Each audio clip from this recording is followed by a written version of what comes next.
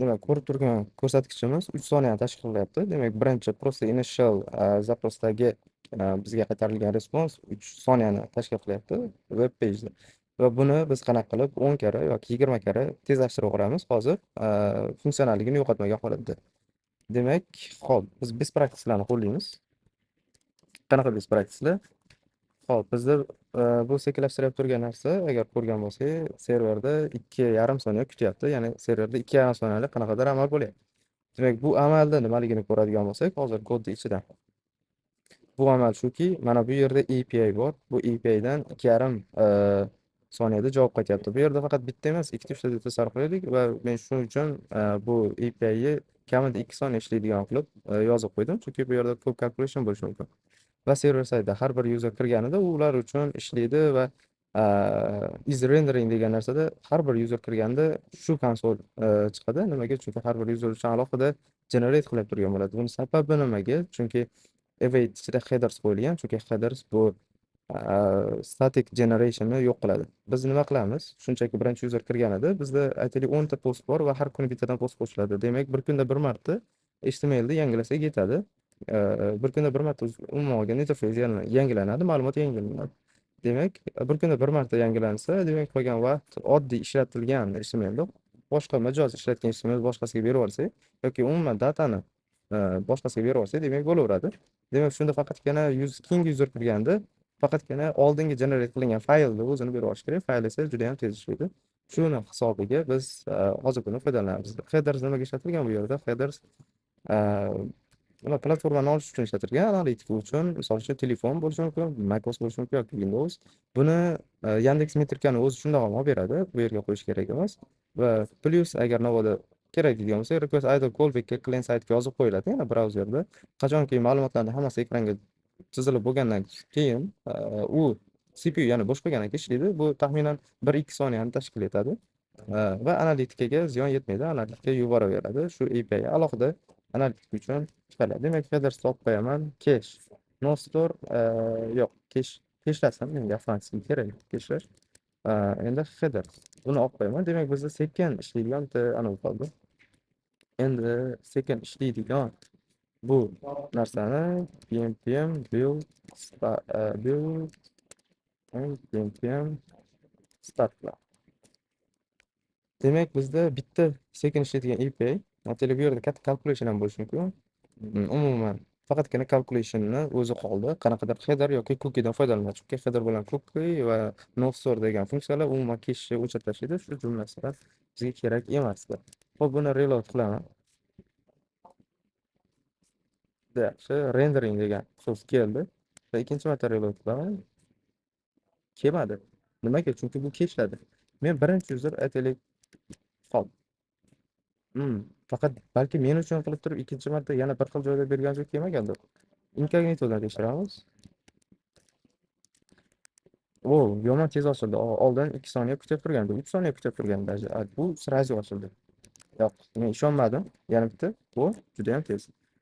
Nimaga bu yerga yana kelmabdi? Chunki bizda nima bo'ldi? Umuman olganda Next'ning ichini ko'ramiz. Shu yerda ya'ni build fayllar bor bu yerda. Mana shu build fayllarning ichiga kiradigan bo'lsak, server ichida app ichida bizda hello bor. Wow. Mana hello'ni ichiga backenddan ma'lumotlarni, ya'ni tekst va postlarni olib, o'zida qo'yib qo'yibdi. Buni bitta format qilaman. Ko'rishimiz mumkin. Mana bu yerga уже turibdi. Ana endi men kirganimda tayyor shu HTMLni berib yuboryapti xolos server. Va bu menimcha tez bo'lib turgan bo'lsa kerak. Lekin e'tibor bergan bo'lsak, umuman anaqa o'zgarmadi. Funksionallik o'zgarmadi. Funksionallik hammasi joyida turibdi. Lekin bu juda ham tez ishlayapti. Xuddi kompyuterimdagidek. Xuddi kompyuterim oldin buni bilgandek. Tushunarli. Endi performans bitta o'lchab ko'ramiz. Ekranda ko'ramiz. Yetadi shu yergacha performans. Bizda birinchi уже e'tibor bergan bo'lsak, daji ko'rinmay qoldi. Mishkani olib borishimga ham уже qiyin bo'lyapti. Xo'p, demak kattalashtiramiz. 3 soniya edi, 3 soniya. Buni o'giradigan bo'lsak, 3000 soniya edi. Hozir 17 millisoniyaga chiqdi. 3000 millisoniyadan 17 millisoniyaga. Hop, bitta bo'lamiz. 3000 bo'lib 17. 176 barobar tezlashdi. Lekin yana bitta narsa qolib ketdi bu yerda. Men yangi post qo'shdim. Qachon ko'rinadi u post deyishimiz mumkin. bu post ko'rmaydi, chunki bu ko'rganimizdek statik bo'lib o'zi bu yerga HTML qo'shilib qoldi. Bir kunda bir marta yangi post qo'shamiz deylik.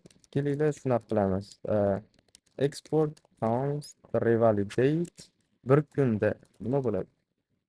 Bir kun emas, hozir 10 soniya qilaylik, chunki biz tekshirishimiz uchun juda ham qulay bo'ladi 10 soniya. PNP start. Come on. Collecting. Bitta narsaga e'tibor berishimiz kerak. Collecting data page deb turganda is rendering ishladi. Is renderingni biz bu yoqqa qo'ygan edik. Demak, collect qilyap turganda o'zidayoq buni sirasi keshlab ketdi. Keyin user kirganda shunchaki faylni qaytarib yuboradi. Xo'p, bitta refresh qilib ko'raman. Bo'ldi. Nimaga bunchalik tez?